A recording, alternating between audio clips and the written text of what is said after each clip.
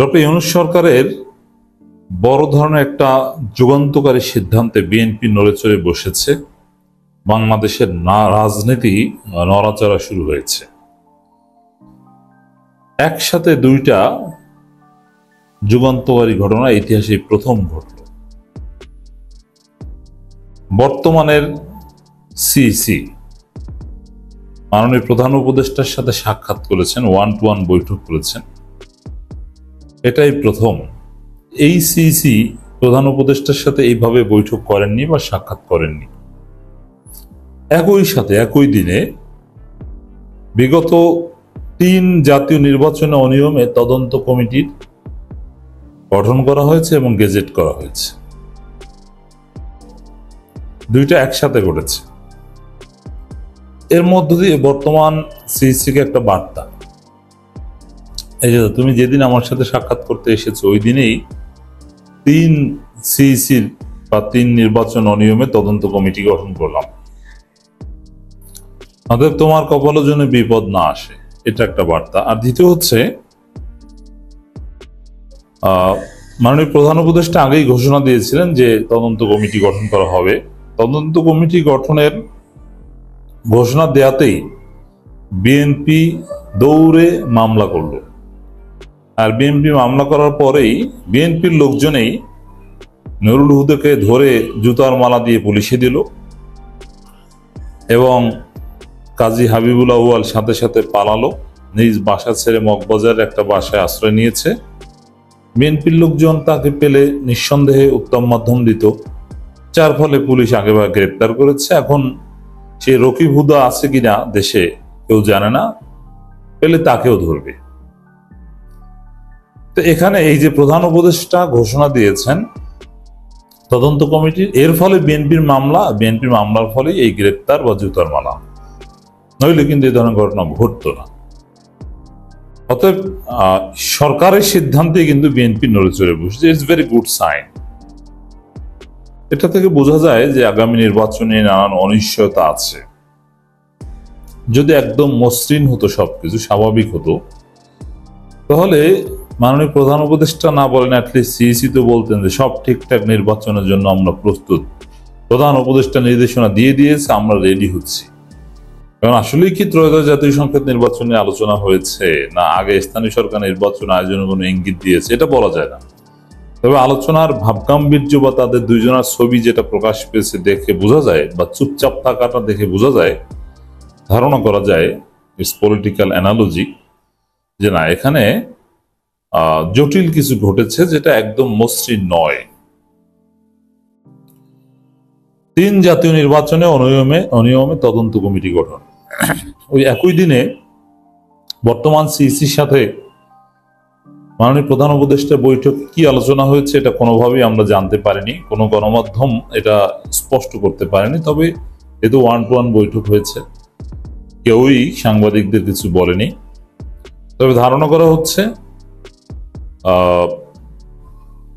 এখানে আগামী ত্রয়োদশ জাতীয় সংসদ নির্বাচন নিয়ে কথা হয়েছে। তবে দুইজনের মধ্যে একটা ভাব গাম্ভীর্যপূর্ণ একটা অবস্থা ছিল, তাদের হাসি মুখ স্বাভাবিকভাবে এখানে দেখা যায়নি, গম্ভীর আলোচনা হয়েছে। 2014, 2018, 2024 সালের জাতীয় সংসদ নির্বাচনকে কেন্দ্র করে বিভিন্ন অনিয়ম, দুর্নীতি এবং প্রশাসনের ভূমিকাকে ঘিরে ওঠা অভিযোগ তদন্ত এবং ভবিষ্যৎ অবাধ, সুষ্ঠু ও গ্রহণযোগ্য নির্বাচন আয়োজনের উদ্দেশ্যে সুপারিশ প্রণয়নের জন্য একটি কমিটি গঠন করেছে অন্তর্বর্তীকালীন সরকার। এই ধরনের কমিটি কোন নির্বাচনে অনিয়ম তদন্তে কমিটি, এটা ইতিহাসেই প্রথম।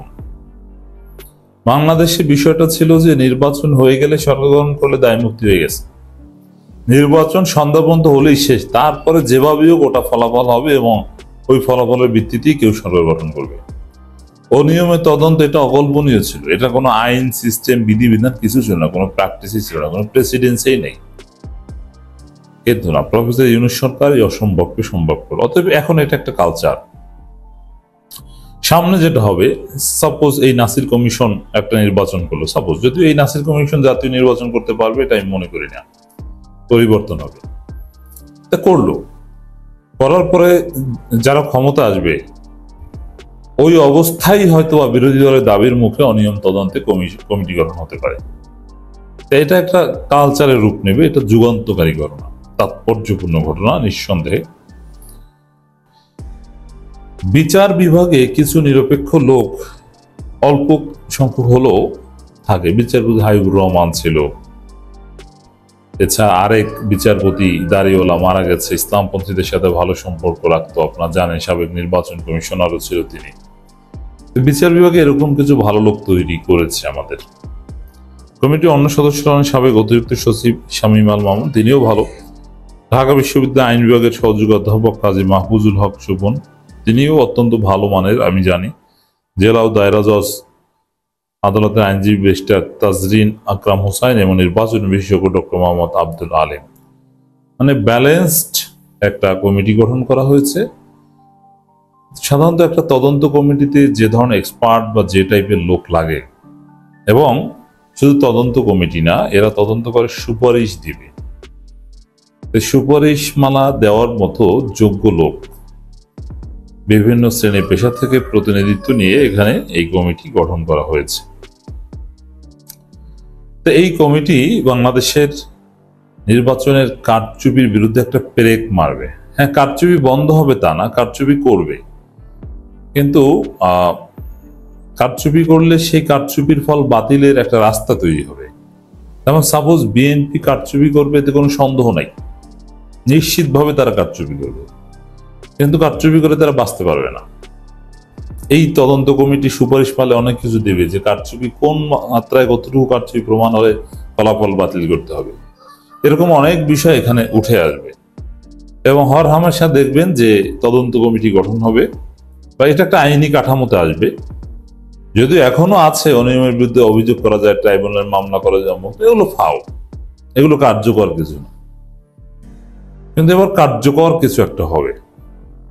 প্রজ্ঞাপনে উল্লেখ করা হয় বাংলাদেশে 2014 এবং 2018 এবং 2024 সালে 3টি জাতীয় সংসদ নির্বাচন অনুষ্ঠিত হয়। এই 3টি নির্বাচন নিয়ে দেশে বিদেশে ব্যাপক আলোচনা হয়েছে এবং এসব নির্বাচনে নানা কৌশলে জনগণের ভোট প্রদানের অধিকার ভুলণ্ঠিত করে সাধারণ প্রক্রিয়ায় ক্ষমতাসীন আওয়ামী লীগকে নির্বাচিত করার জোরালো অভিযোগ রয়েছে, এতে তো কোনো সন্দেহ নেই।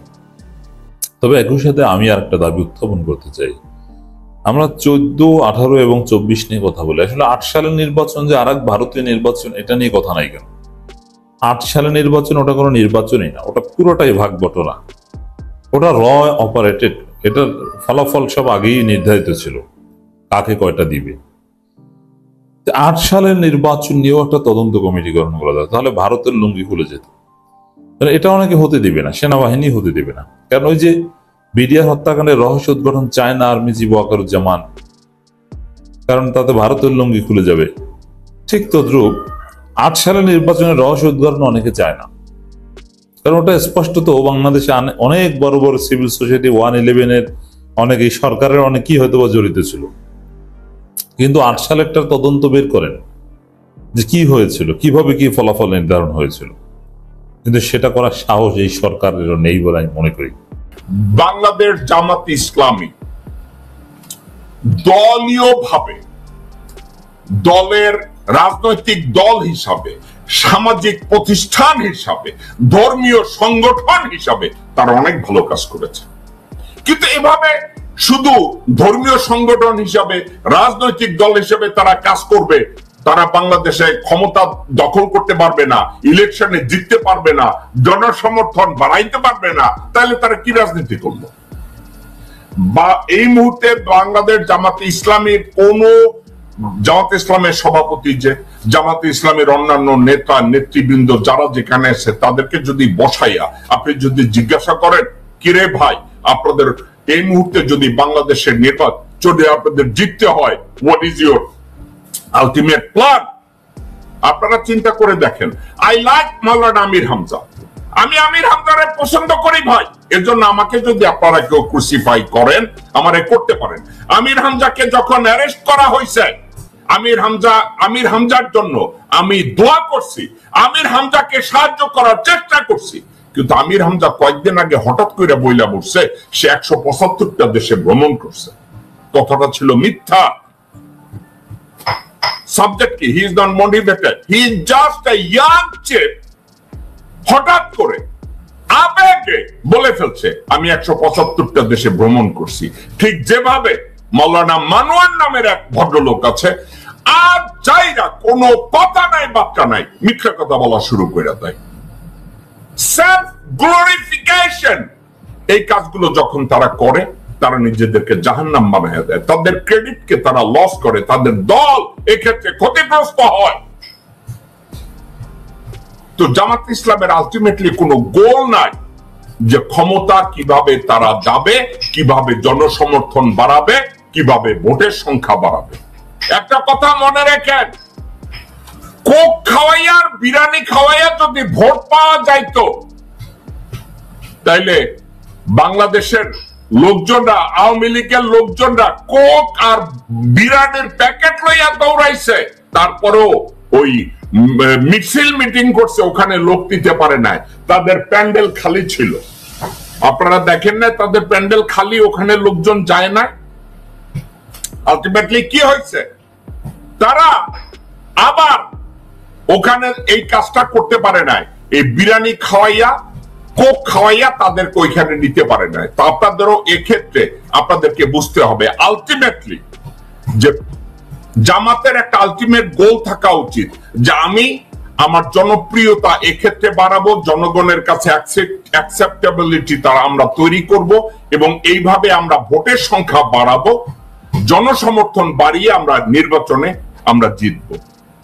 আমি জামাত ইসলামের কয়েকটা ক্রিটিক্যাল বিষয় নিয়ে যদি আপনাদেরকে আমি কথা বলি, এখন পর্যন্ত ৭১ সম্পর্কে সঠিক একটা স্টেটমেন্টের ন্যারেটিভ তারা তৈরি করতে ব্যর্থ হয়েছে। জামাত ইসলামী ব্যর্থ হয়েছে, তারা এখন পর্যন্ত জানে না ৭১-এর সঠিক ন্যারেটিভটা কি হবে। ব্যারিস্টার রাজ্জাক একটা কথা বলেছে, আমি তার সাথে দ্বিমত পোষণ করি।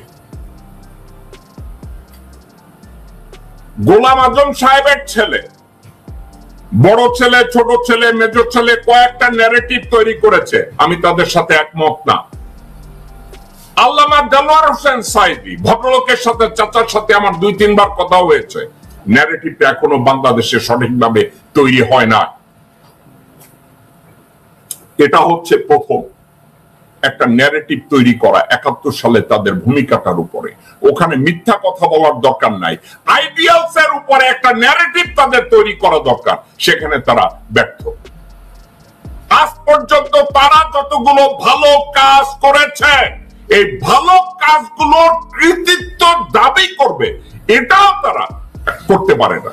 তাহলে কি হইল? জামাত ইসলামও সেখানেও ব্যর্থ হয়েছে। যদি ৭১-এর ন্যারেটিভ তারা সফলভাবে ব্যর্থ হয়, ন্যারেটিভ তৈরি করতে ব্যর্থ হয়, তারা যে ভালো কাজগুলো করছে এই কৃতিত্বগুলো কেমনে নিবে, এখানেও যদি ব্যর্থ হয়। আর একটা কাজে তারা ব্যর্থ হয়েছে, তাদের বিরুদ্ধে যে অপপ্রচার, ভারতীয় অপপ্রচার, এই অপপ্রচারকে কনফ্রন্ট করার জন্য তাদের যেখানে অ্যাক্টিভ থাকা দরকার, তারা সেখানে ব্যর্থ হয়েছে।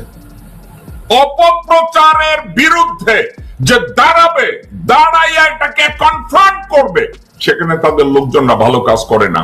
আর যারা কনফ্রন্ট করতে যায় তাদের কাছে সঠিক লজিক নাই, সঠিক লজিকের বদলে তারা কোরআনের ব্যাখ্যা দেয়, হাদিসের ব্যাখ্যা দেয়, কিন্তু এর সাথে বাস্তবতা জনগণ এটাকে বুঝে না, জনগণ তাদের এই ব্যাখ্যাকেও গ্রহণও করে না। তাহলে কোথায় গিয়ে দাঁড়ালো? আলটিমেটলি তারা যে ব্যাখ্যাটা দাঁড় করাচ্ছে ওখানে এফেক্টিভলি তারা কনফ্রন্ট করতে পারে না তাদের বিরুদ্ধে যারা মিথ্যাচার করছে। নাম্বার 4,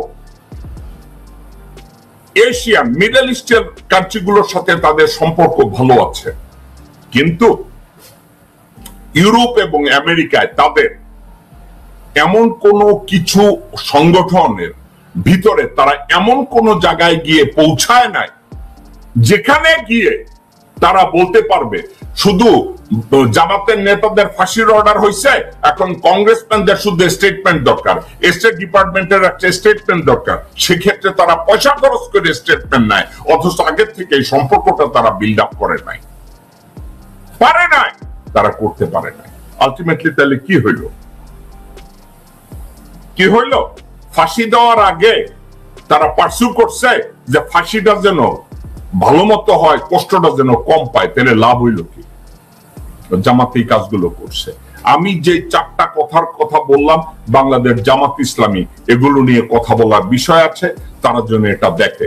তারা সাংগঠনিক কাজকর্মে ব্যস্ত, রাষ্ট্র গড়ার কাজে তারাও ব্যস্ত না। তারা আলাপ আলোচনায় অংশ নেয়, কিন্তু তাদের কাছ থেকে স্পেসিফিক কোন প্রচার, স্পেসিফিক কোন পলিসি, এগুলো নিয়ে কোনো ডিসকাশন নাই, এগুলো নিয়ে তারা আলাপ আলোচনাও করে না।